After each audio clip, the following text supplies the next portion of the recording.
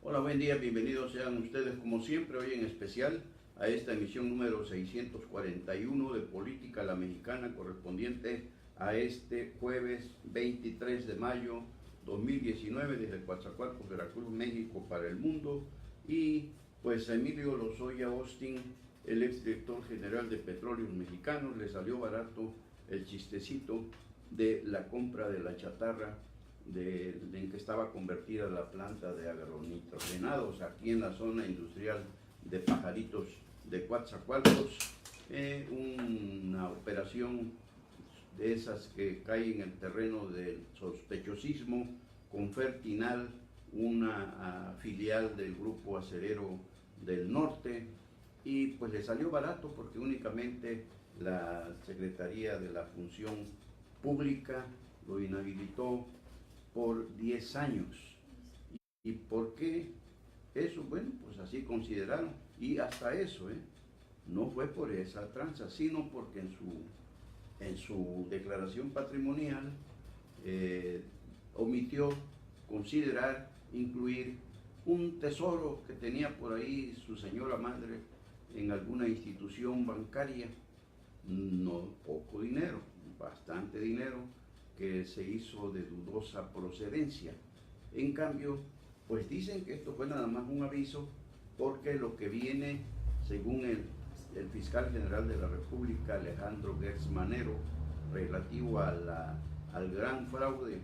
de Odebrecht, una empresa brasileña de Marcelo Odebrecht, que purga condena en Brasil y que contaminó con la corrupción y la impunidad en muchos casos a muchos países de Latinoamérica sobre todo. Y pues habrá que esperar porque el caso de Odebrecht trae mucha jiribilla política, más que este de agronitrogenados. Y vamos a esperar, pero en el caso del mismo agronitrogenados, pues al que sí le salió muy caro el chistecito fue a Edgar Torres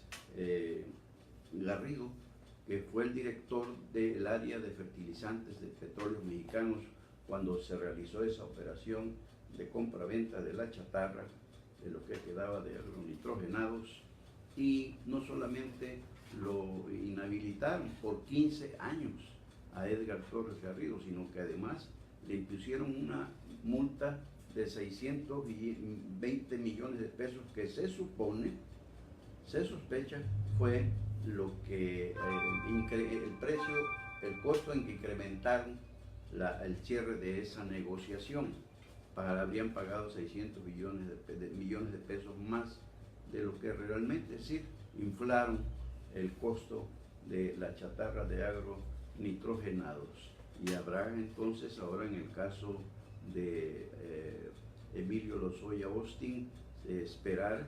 el veredicto que va a lanzar. Dijo hace poco, le comentábamos ya aquí, que ofreció el fiscal general Gertz Manero, que va a atrapar a puros peces gordos, puros peces grandes. Y no hay que olvidar que podría, o más bien ya se aplicó el caso de Odebrecht, Emilio, el exdirector de Pemex, al expresidente Enrique Peña Nieto, porque supuestamente Odebrecht le habría entregado 10 millones de dólares a Lozoya para la campaña de Enrique Peña Nieto del 2012. Y pues no hay más que aguardar los tiempos que se tome el fiscal general de la República para saber en qué va a terminar todo este cuento, que según la promesa del presidente Andrés Manuel López Obrador, pues se va a hacer justicia para poner en su lugar a la mafia del poder. Por otro lado, Germán Martínez, el exdirector, Germán Martínez Cáceres, el exdirector del Instituto Mexicano del Seguro Social del gobierno, la cuarta transformación de Andrés Manuel López Obrador, pues se fue del Seguro Social. Él es senador plurinominal de Morena y se fue del IMSS, pero no se fue de Morena. Aquí se ve y se siente que el presidente López Obrador se preocupó, dijo que no pasaba nada, sí se preocupó, porque se trata de un activo valioso. Germán Martínez Cázares fue presidente nacional del Partido Acción Nacional, del PAN, fue funcionario en los regímenes de Vicente Fox Quesada, de Felipe Calderón Hinojosa, y es una gente calificada, así es, profesionista él, con un amplio criterio y un político. Bueno, pues no le convenía a López Obrador que, sabiendo ya tanto como sabe Germán Martínez de cómo se está actuando este gobierno, pues dejarlo suelto, y entonces comisionó a la presidenta de Morena, Jacob Polensky, para que se entrevistara con él, se tomara la foto, le quemara harto incienso, lo alabara, en fin, que le han de haber dicho: tú no te vayas porque tenemos cosas mejores para ti. Bueno, pues ya por lo menos existe la promesa, y sin pasar por alto que estaría también preparando el terreno el presidente para evitar que haya fricciones con Germán Martínez Cázares en la presunta comparecencia que había pedido el Senado del secretario de Hacienda, Carlos Ursúa Macías, a quien Germán culpa de todo el desorden que está padeciendo, que está impactando negativamente al sector salud, empezando por el Seguro Social. Ya le habíamos comentado, dijo en su carta que pues se quería ahorrar a costa de la salud de los derechohabientes del Instituto Mexicano del Seguro Social, y que también se estaría afectando por muchos recortes al personal, tanto sindicalizado como de confianza. Se habla incluso de que el proyecto de austeridad republicana del presidente, y que tiene en sus manos el secretario de Hacienda, Carlos Ursúa, habla de un recorte del 40% del personal del Instituto Mexicano del Seguro Social, y de que se les va a armar, porque es un sindicato con mucho afán de defensa por sus derechos, y pues a ver cómo se viene dando esta situación. Pero cuando el río suena, resumos lleva,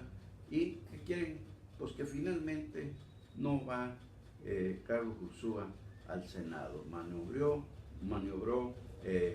Morena, y ya se dejó sin efecto la petición que hizo la oposición para que compareciera Carlos Ursúa y le explicara por qué toda la serie de recortes en los presupuestos que está aplicando, y que tienen de cabeza a todos los sectores, sobre todo a todas las dependencias del gobierno federal, porque por doquier se escuchan lamentos, exigencias, protestas y críticas al gobierno de la Cuarta Transformación, que no la ven, solamente en sentido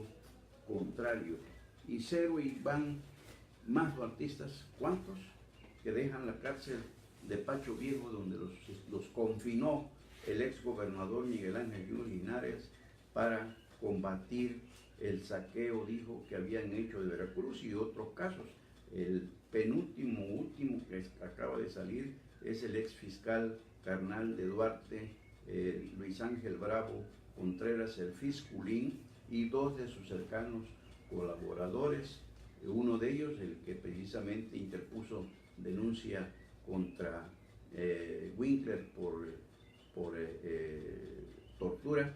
y que era el jefe, el director de investigaciones, y también una dama, ella, que era la encargada del departamento de la dirección de agentes ministeriales. Ya salieron de la cárcel, no en libertad total, porque tendrán por prisión su propio domicilio, pero ya no la prisión preventiva que les habían dictado. Y esto pues es un nuevo revés para Miguel Ángel Yunes Linares, que prácticamente, en cuanto a los encarcelados, se quedó con las manos vacías, y esto no indica más que una vez más el Ministerio Público no integró bien las denuncias y se le fueron de las manos, se le fueron vivos, aunque decíamos no es una prisión absoluta, sino que, pero pues ya estando en una prisión domiciliaria, pues las cosas por supuesto que cambian radicalmente. No ha salido a decir nada tampoco Jorge Winkler, no ha dicho que va a apelar a esas decisiones del juez de control que echó a la calle al domicilio, bien nos mandó a Jorge Winkler y a dos de sus cercanos colaboradores, a ellos acusados más que por tortura, por desaparición forzada. Por tortura acusó uno de ellos, Gilberto, el de la policía, el de las investigaciones ministeriales, a Jorge Winkler para sacarle, dice, verdades a medias o mentiras completas. Y Morena, ya decíamos, frenó en el Senado la comparecencia del secretario de Hacienda, Carlos Ursúa Macías, que es un hombre que no está acostumbrado a los reflectores, se ve siempre como en las participaciones que tiene, es un hombre de pocas palabras, termina, pum, corta, muy cortante y se enreda incluso a veces. Ya alguna vez lo habían invitado, lo habían citado al Senado y no fue, se enfermó y mandó a un subsecretario, a Herrera, y hoy pues lo iban a bombardear y el hombre no está para esos retos y a ver qué va a pasar cuando tenga que en verdad quiera o no asistir. Hoy lo protegió Morena, el presidente de la República, porque finalmente más que obedecer las órdenes de quien el presidente de la República. Él es el que dice, ordena, dispone y si se equivoca vuelve a mandar. Y el segundo episodio del señalamiento que hizo el presidente de la República hace poco, en el sentido que iba a dar a conocer la lista de los columnistas, periodistas, chayoteros del régimen de Enrique Peña Nieto, pero que pues esto era cuestión del Instituto Nacional de Acceso a la Información, el INAI, y ya informó que ya la Presidencia de la República envió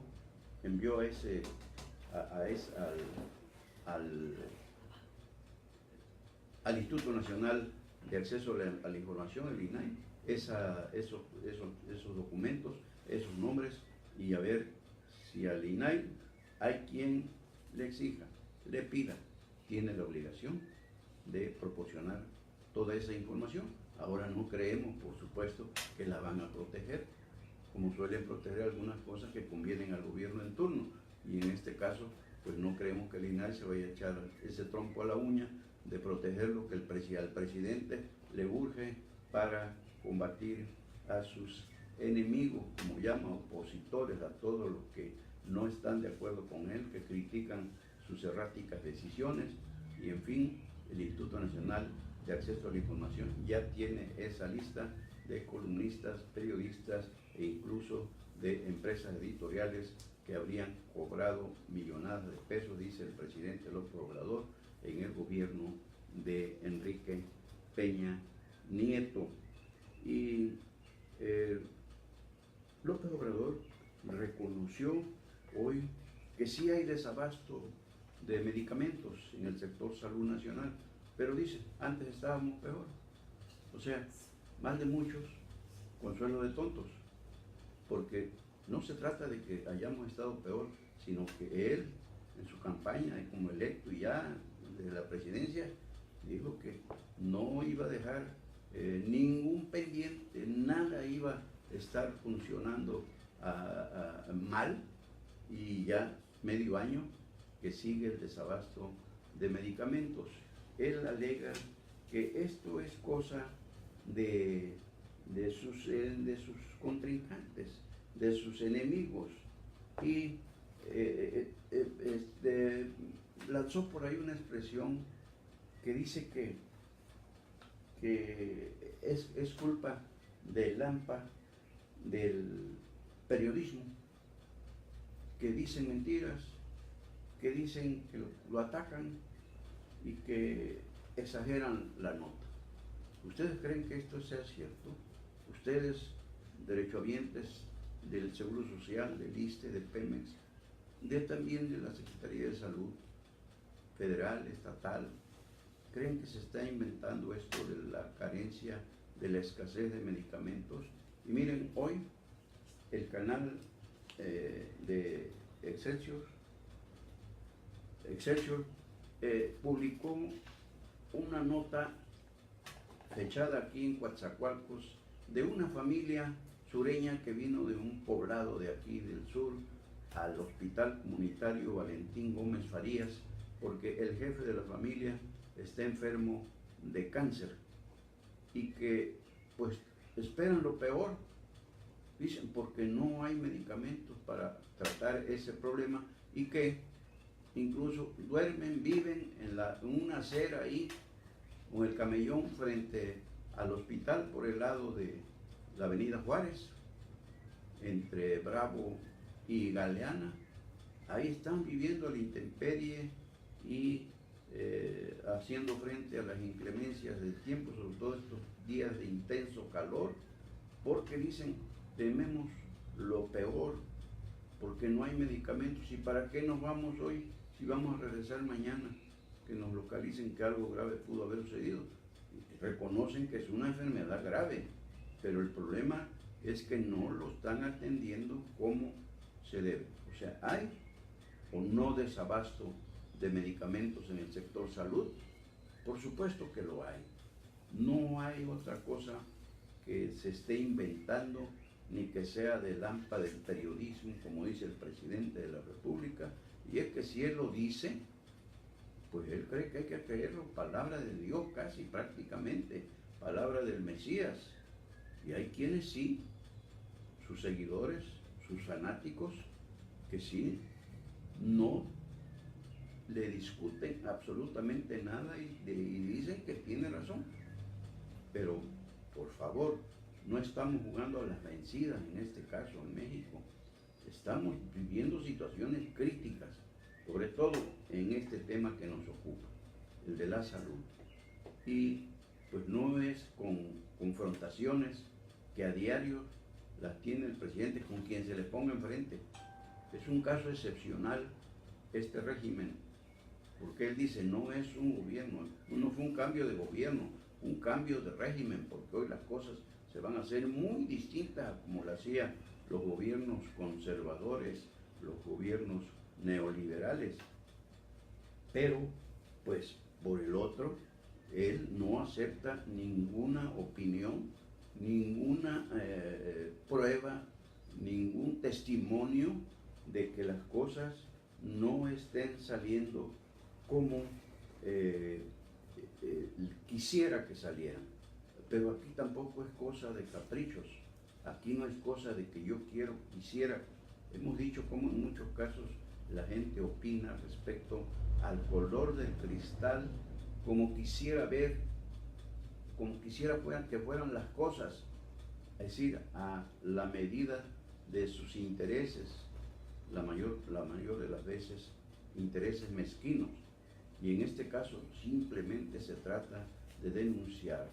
lo que está sucediendo y que a miles, a millones consta que así es, solamente que el presidente no quiere verlo. Porque él no quiere verlo, busca que todos los demás mexicanos pensemos y digamos lo que él quiere que se diga. Pero pues no hay duda, también dice que no hay recorte. Bueno, pues ya le dijimos, ya Hacienda ya tiene en su proyecto recortar el 40% del personal del Instituto Mexicano del Seguro Social, y esa habría sido una de las razones, independientemente de que quieren controlar el seguro con los delegados estatales y no con los delegados directos del director general de la institución. Y así como eso, otras cuestiones muy graves, muy duras, preocupantes que denunció Germán Martínez Cáceres y que pues derivaron en su digna salida en su digno retiro de la Dirección General del Instituto Mexicano del Seguro Social. Y hoy el sempiterno secretario general de los ferrocarrileros mexicanos, Víctor Flores Morales, mandó un mensaje a los ferrocarrileros jubilados, 38,000 38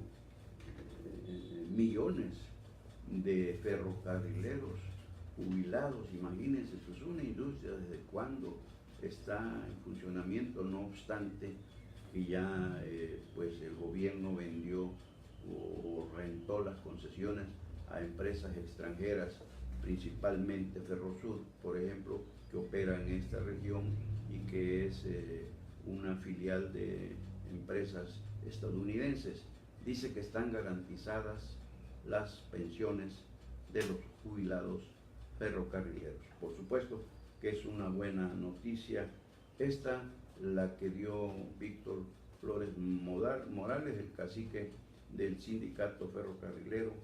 que pues anda coqueteando ya también para ingresar a la CATEM, la Confederación Autónoma de Trabajadores y Empleados de México, que tiene el sello de Morena y del presidente Andrés Manuel López Obrador. Y por hoy, pues hoy hasta aquí llegamos con la emisión 641 de Política a la Mexicana,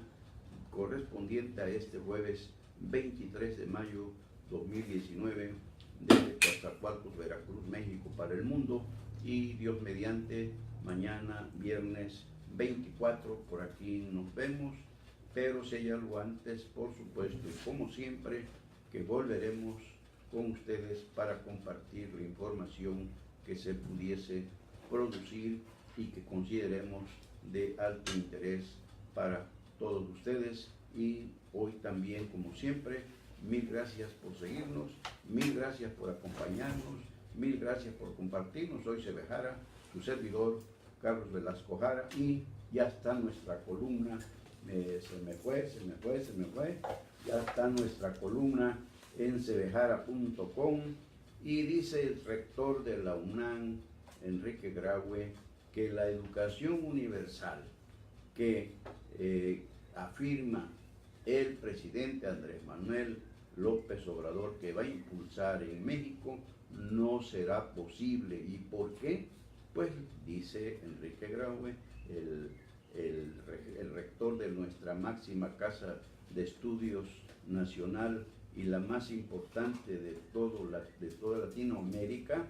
dice que simplemente no puede ser por los recortes que está aplicando el gobierno de López Obrador también en el sector educativo, que tampoco, si no se salva el sector salud, pues menos el educativo. Así se lo hace saber para que no siga prometiendo lo que según Enrique Graue no va a ser posible lograr. Le hablamos también de lo de Emilio Lozoya, del caso de agronitrogenados, Odebrecht, pero también que ya por ahí le están surgiendo también al presidente Andrés Manuel López Obrador, el enemigo de la corrupción y de la impunidad, le están saliendo también prietitos en el arroz, como fue el caso de su compadre, el gerente, el dueño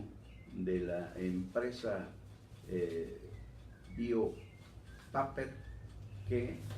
era proveedora en la mafia del poder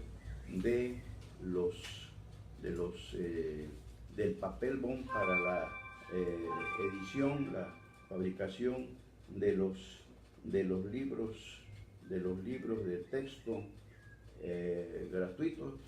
y le bautizó a su niña Marcela, fue padrino López Obrador de 15 años, y pues imagínense nada más cómo están las cosas en el gobierno de López Obrador. Asimismo, ya se recuerda que ahorita a su superdelegado en Jalisco, Carlos Lomelí, pues también lo están buscando en todos lados, porque hay conflictos de interés. Superdelegado en Jalisco, ex candidato de Morena, gobernador de esa entidad jalisciense, y ahora está como superdelegado y sigue como proveedor de el gobierno de la Cuarta Transformación en la cuestión del ramo de los medicamentos. Por cierto, él es proveedor, al menos aquí en Veracruz, ya le comentamos, pues le dieron un contrato de 36 millones de pesos por asignación directa, sin licitación. Y el otro, el compadre, el papá de Marcelita, el de Bio Piper o Paper, es Miguel Rincón Arredondo, que ya es un caso que habíamos abordado antes. Y también otra del presidente, si no es corrupción, bueno, pues si él dice que no es corrupción, todos tenemos que decir que no es corrupción y tampoco impunidad. Resulta que su gobierno le acaba de hacer una donación formal a través de la Secretaría de Hacienda y Crédito Público de Carlos Ursúa, de 5 predios, 1 en la Ciudad de México y 4 en el Estado de México, al Sindicato Mexicano de Electricistas, el SME, de este señor Martín Esparza. ¿Recuerdan? Era el dueño casi, el propietario, el explotador, el administrador de la compañía de luz y fuerza del centro, que desapareció, aplicó la requisa el presidente en su momento, Felipe Calderón Hinojosa, porque era una empresa que le salía muy cara, muy costosa al gobierno federal, porque todas las ganancias se las llevaba el Sindicato Mexicano de Electricistas de Martín Esparza, y las pérdidas las absorbía el gobierno, que es decir, el pueblo de México. Y entonces, pues, la izquierda perredista, donde estaba hoy presidente, se le tiró la yugular al gobierno de Felipe Calderón, porque le quitaba el negocito a Martín Esparza. Y recuerdan ustedes, fueron protestas, bloqueos, agresiones, amenazas, y bueno, hoy le dona a Andrés Manuel López Obrador, presidente constitucional de los Estados Unidos mexicanos, que es enemigo jurado de la corrupción y la impunidad, 5 predios que suman más o menos unos 100,000 metros cuadrados. ¿Cómo la ven? ¿Cómo se le llama a eso? Y es que ya en las redes sociales lo están bombardeando, porque le dicen, pues ¿en qué quedamos? Pues no, que todos los bienes que le iba a incautar, a expropiar a los que los adquirieron robando al pueblo sabio mexicano, los iba a donar a los que menos tienen, y ahora está donando bienes del gobierno, de los mexicanos, a un vividor de la política como es Martín Esparza, de ese fantasma llamado Sindicato Mexicano de Electricistas, porque ya no existe, ya no hay materia de trabajo, ya no hay patrón. Desapareció la Comisión de Luz y Fuerza del Centro como empresa. Pero, ¿y qué indica esto? Los compromisos que está pagando, la factura que está pagando el presidente López Obrador, y que no hay duda que el Sindicato Mexicano, que tiene mucho dinero, maneja mucho dinero, que fíjese, no tiene ahorita materia de trabajo, y siguen viviendo a cuerpo de rey todo. Pues no hay duda que el Sindicato Mexicano de Electricistas, el fantasma ese de Martín Esparza, apoyó la campaña de Andrés Manuel López Obrador, y quién sabe desde cuándo lo venía apoyando. Por hoy, bueno, pues es todo. Muchas gracias, como siempre. Soy Sebejara, su servidor, Carlos Velasco Jara.